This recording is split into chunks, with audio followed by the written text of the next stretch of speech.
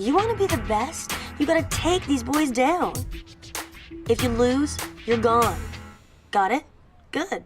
Now move it. Despite some bumps in the road, the Need for Speed franchise once maintained pace as the most enduring racing game series. From closed-circuit motorsports featuring high-end dragsters to all-out car chases with officers in hot pursuit, Need for Speed offered a wide range of vehicular adrenaline.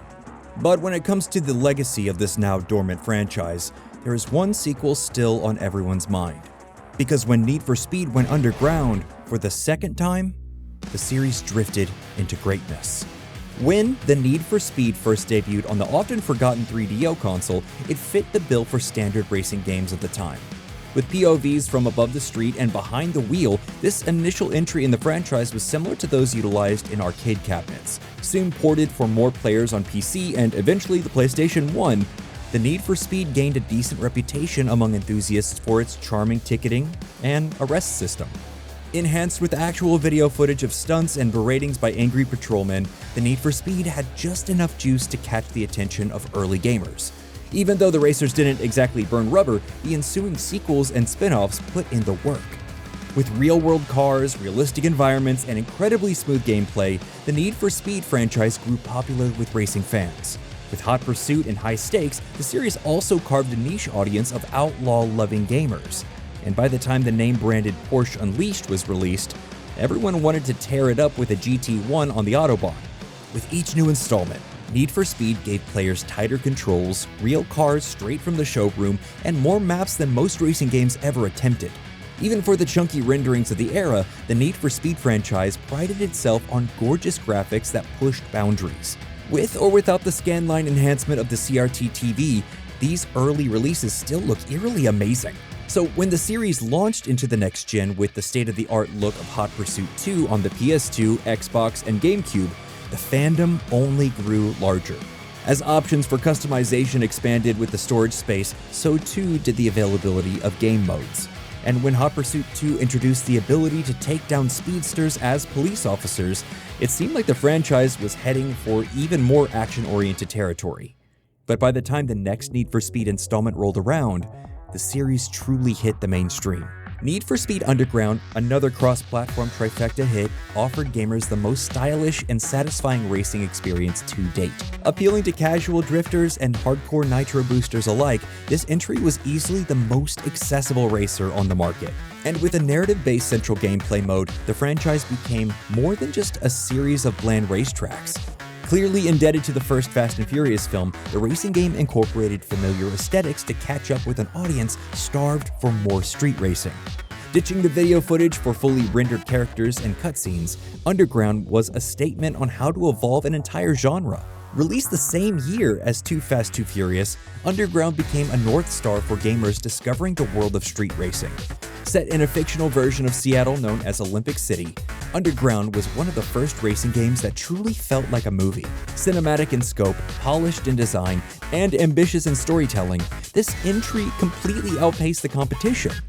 But when a direct sequel to Underground debuted in 2004, Need for Speed hit full velocity. Taking up right where the last game left off, Need for Speed Underground 2 is one of the most dazzling racing games of all time.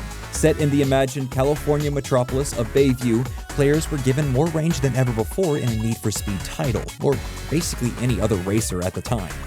Outside of GTA, open worlds were a rarity in racing games. But after the earth-shattering success of Underground 2, these large digital playgrounds would go on to inform hordes of titles that followed it. With even more tuner cars and the addition of street race-worthy SUVs, Underground 2 felt fully versed in street racing. But with vast customization options, from bumper stickers to full transmission upgrades, the sequel was perfectly suited for car enthusiasts across the board. And whether you were bumping a cursed mashup of Snoop Dogg and The Doors or the nu metal stylings of Mudvayne, the soundtrack to every race felt memorable. But for any racing game, aesthetic add-ons should be an afterthought. And when it comes to Underground 2's actual gameplay, you can literally sense the developer's dedication to the craft. Effortless maneuvers, endless drifts, and most of all, speed.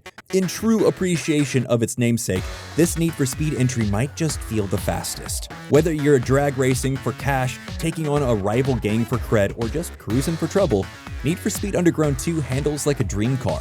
And speaking of dreamy qualities, that fluid forward momentum also translates to a visual experience unlike any other. With sleek strips of neon lighting and wonderful washes of rain-soaked streets, playing Underground 2 can feel like staring at a painting.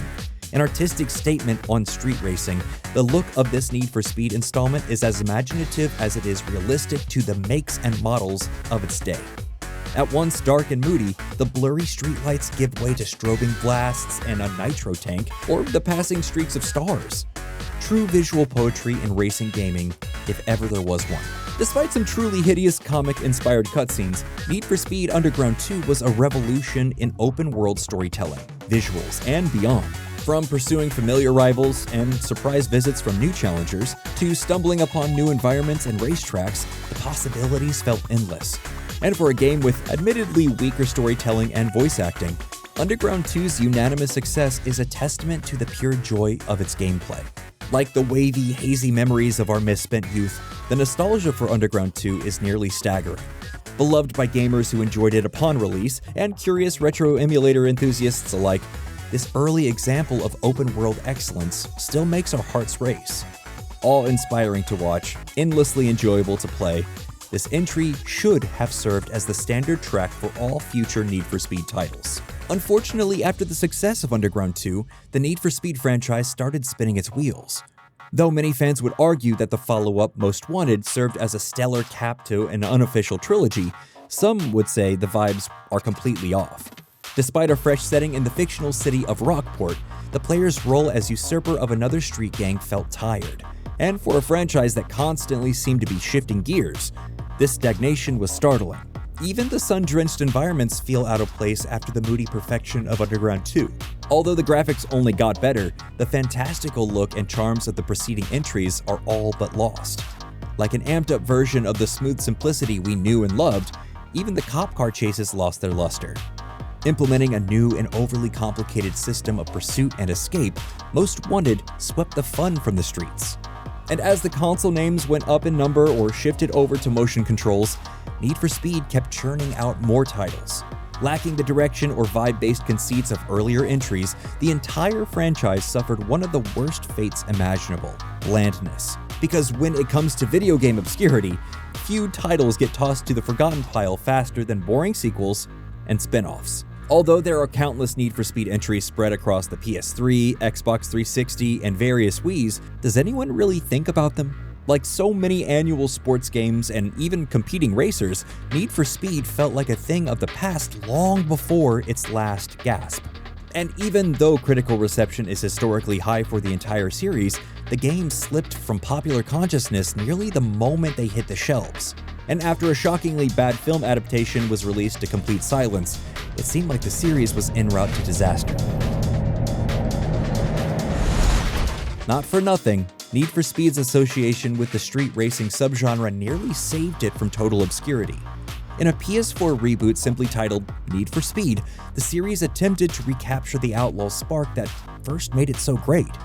Although the experimental use of always online gameplay ended up raising several red flags, the gorgeous rain and neon-soaked environments called back to more beautiful eras. And when the game fell out of favor for its egregious return to live-action cutscenes, fans of the struggling series felt that painful sting of a game that could have been exceptional.